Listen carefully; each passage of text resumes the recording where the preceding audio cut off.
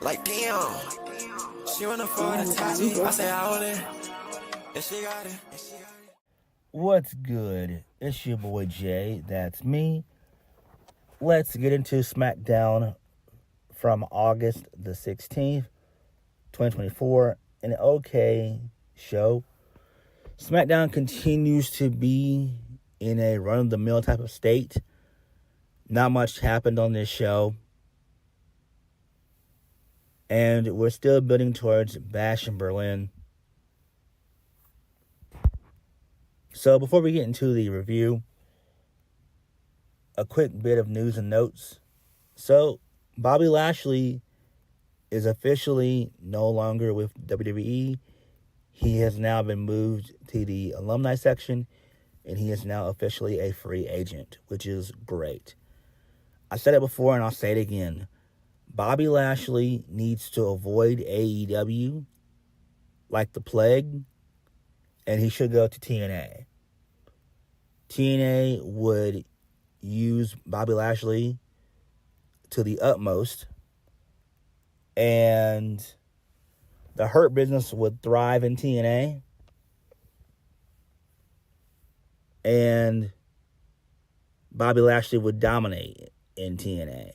If he goes to AEW, Bobby Lashley will literally be in the same exact position that he was in when he was in WWE. It's just that simple.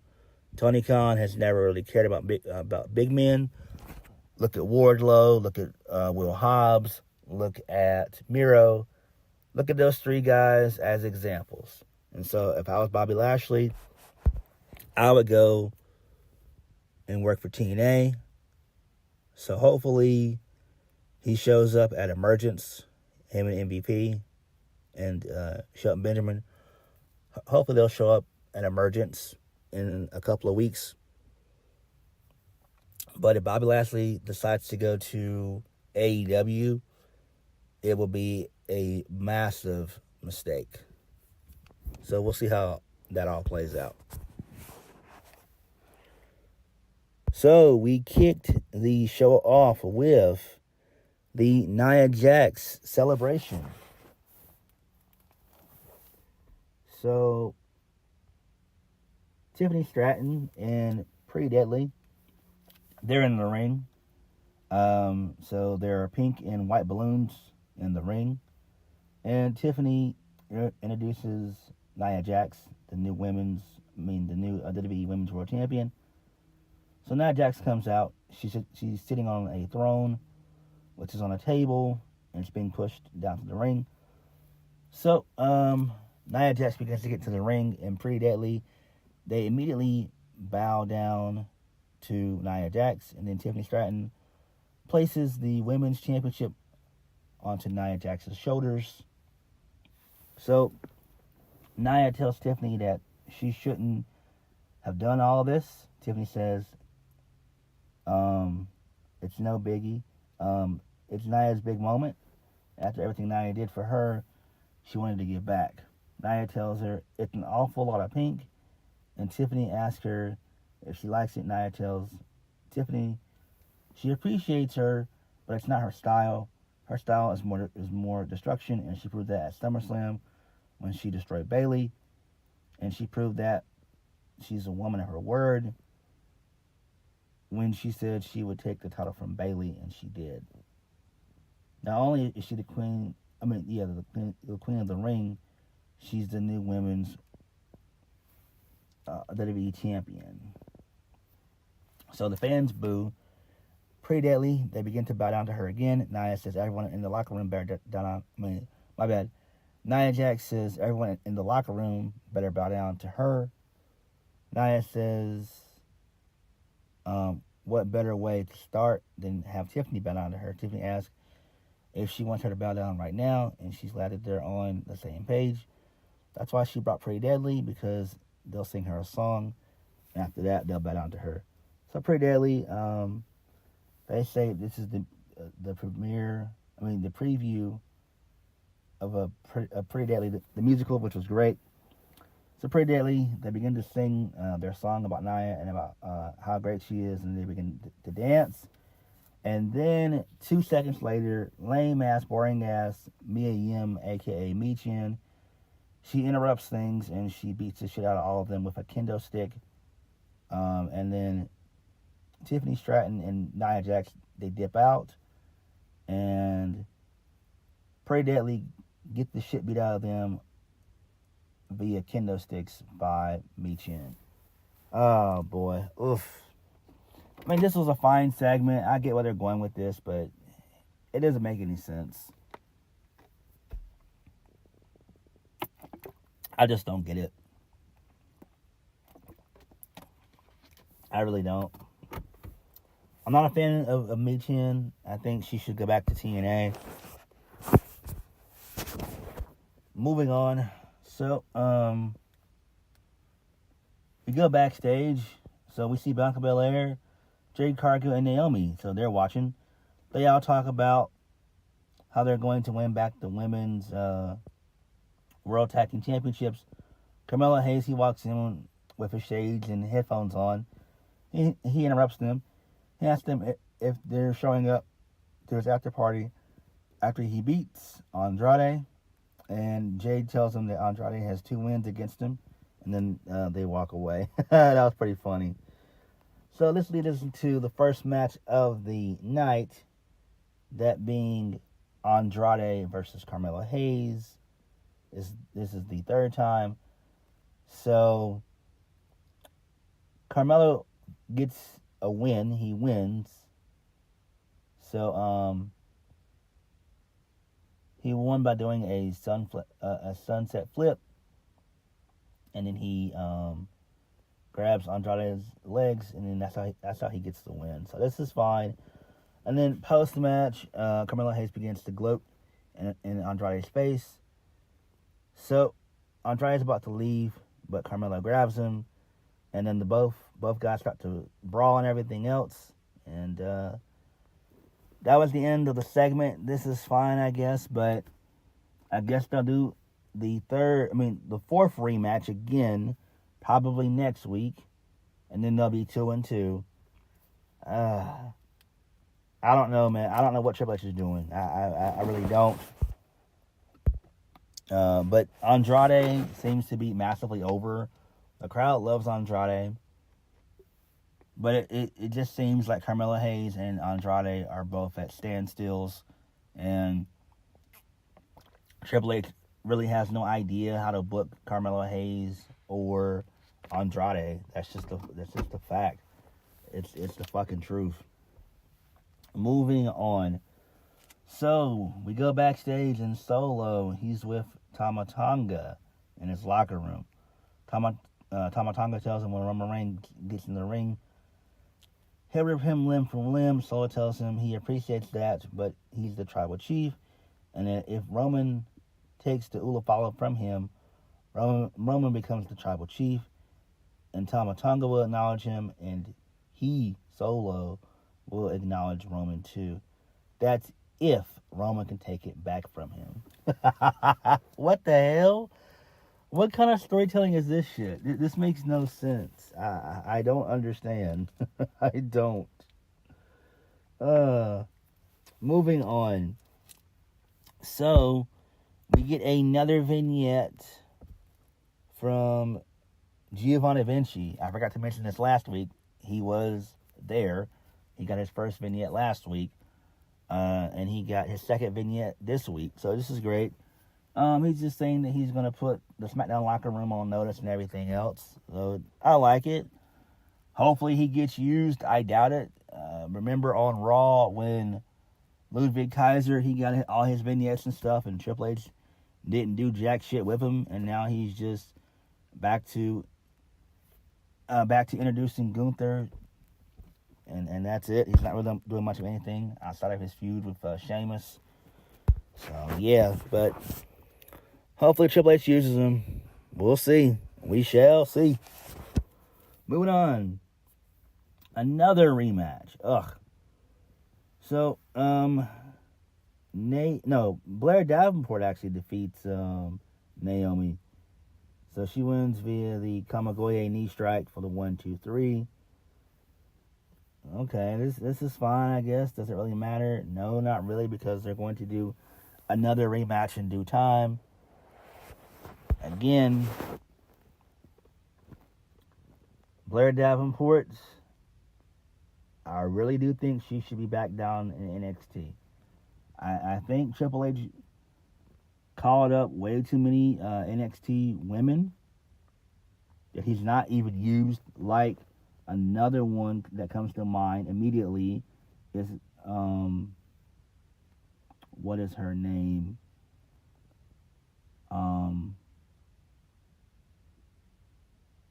Kiana James. She comes to mind immediately. She's not been on Raw in months. I can't remember the last time she's been on Raw. I really can't. I cannot remember the last time Kiana James has been on Raw. It's a travesty. If you don't have fucking plans for these people, don't call them up at all. Don't waste their time. Leave them in NXT for a while until you actually have some concrete plans set in stone for said talent. Don't bring these fucking people up. It's stupid as shit. Triple H does not know what he's doing. Damn. Moving on. So, we once again go backstage, and Grayson Waller, he's warming up for his match with Austin Theory. So Grayson Waller asks Austin Theory why he threw him under the bus. Austin Theory tells him he'll be there with him. They talk about how Kevin Owens has been losing to the Bloodline for 4 years, and that's why Cody Rhodes is giving him a championship opportunity and match. Kevin Owens walks up from behind Grayson Waller, and Kevin Owens tells him that he's right. Kevin Owens told Cody Rhodes and Nick Aldis last week that he's a loser, which is true. He's a loser in more ways than one. He probably even lost to Grayson Waller. Kevin Owens tells Grayson Waller it'll be an easy win for Waller, and he's an idiot for turning down a potential title match. Kevin Owens tells Grayson Waller, Austin Theory, he'll see them in the ring. Ugh. Moving on. So we get a graphic and a video tribute of Alpha NOI, the father of Roman Reigns. Rest in peace, rest easy.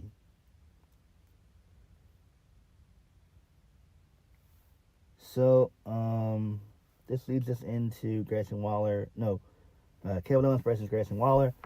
Also, since we were in Florida, since they were in Orlando, we saw some NXT talent. So, Ethan Page was there, who was the NXT champion.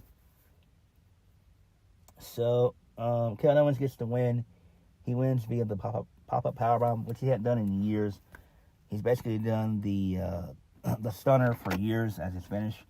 So that does kind of give it away that he's probably going to turn heel in his match with Cody, which is great. So I do think that KO does his best work when he's a heel, because that fits him, and that's where it seems like he's going to go. So, post-match, KO and Grayson Waller, they continue to fight post-match, and Kevin Owens goes for the pop-up powerbomb on Austin Theory. So, A-Town down under, they begin to grab two steel chairs. Cody comes out and makes the save. Cody hits Grayson Waller with a steel chair, and Kevin Owens hits Austin Theory with a steel chair, and so after that, Cody and Kevin Owens are in the ring. Kevin Owens grabs Cody's championship that was on the mat. He looks at it. He gives it back to Cody. He leaves the ring. That's fine. Okay, so we all know where this is going. This makes sense. You still got 2 more weeks to do something. moving right along. So we cut backstage. We see Tama Tonga and Solo. Tama tells Solo that he acknowledges him, and Solo tells him that he knows that and he loves him. But tonight, Roman needs to acknowledge him. Okay, that's fine. For some odd reason. Oh my God. For some odd reason, Titus O'Neil is in attendance. What the hell? Yo, my boy Titus is still there. He's an ambassador. He hasn't wrestled in years. The last time he wrestled was at the Greatest Royal Rumble, and that was in, I believe it was 2018 or 2019. That was the last time he wrestled. I don't know. Like, he should be like a backstage interviewer or a producer or something, or at least do like commentary. I think he'd be pretty good at commentary. It's worth a shot. Put him on NXT. Moving on. Next. So, Legado del Fantasma, they're having dinner. Nice. And they're in like a fancy restaurant. Interesting. So, Santos Escobar tells them that they've been ignored and undermined week after week, and not to allow them to forget who they are. Santos says they will not have their legacy demolished, and next week he'll take the United States Championship from LA Knight with everybody saying Escobar, and they all cheer and they all drink their wine. This is nice. I love this. Really, really solid shit here. This is great. Excellent stuff here. Moving on. LA Knight comes out to a massive ovation. He gets on the mic. He says that dinner that looks like a fun dinner to be at, which it probably was. LA Knight says that Santos Escobar is trying to be like him, but next week Santos Escobar will forget where he is when he catches him with a BTF.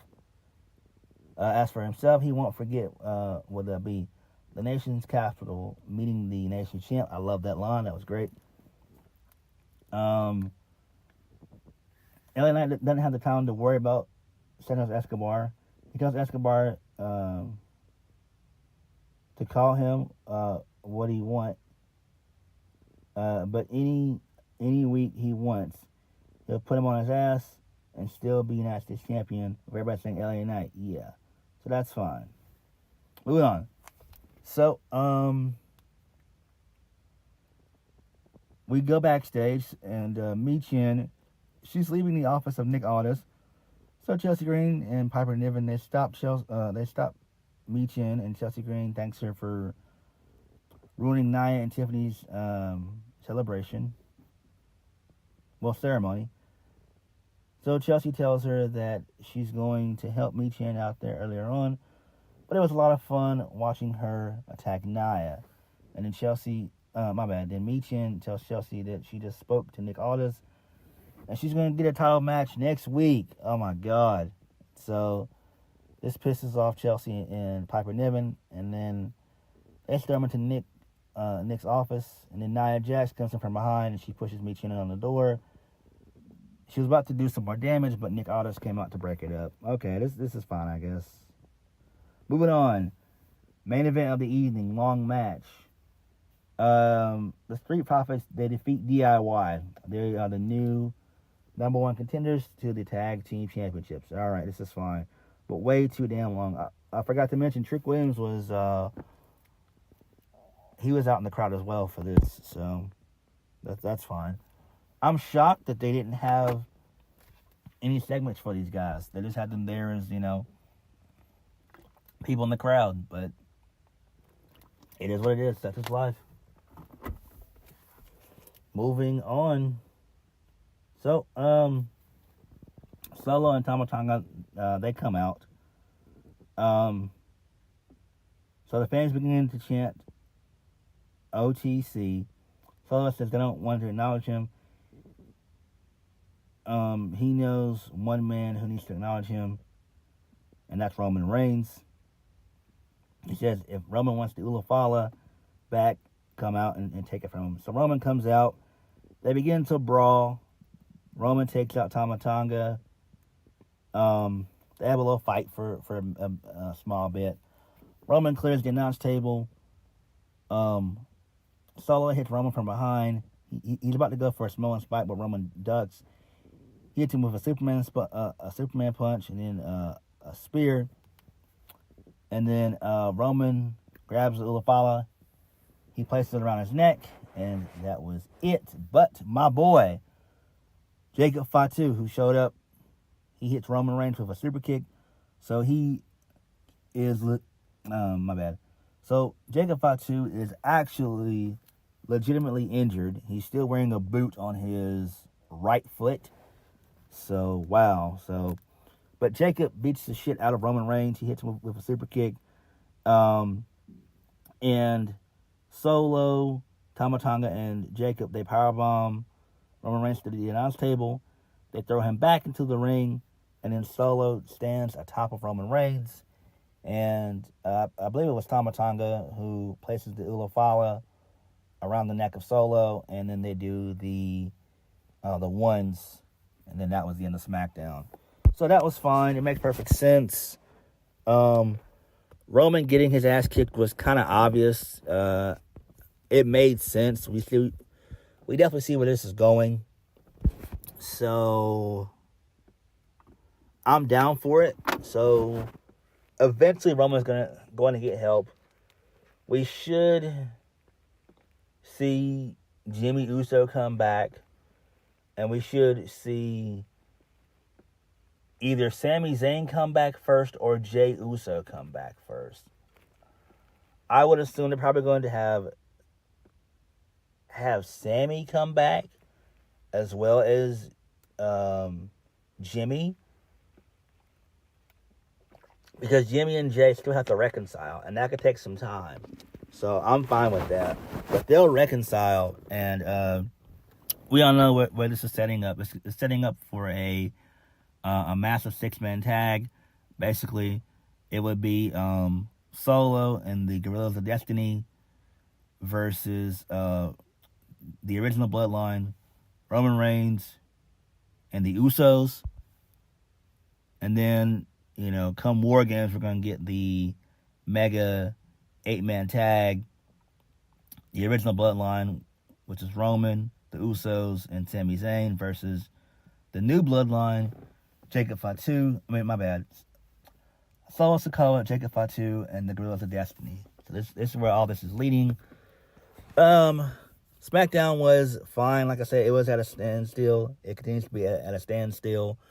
Logan Paul was not there. Bayley was not there. Again, that's just what SmackDown feels like. It just feels like a run-of-the-mill show. Nothing really happened on the show, so it is what it is. But what did you guys think of SmackDown? Like, comment, subscribe. Peace.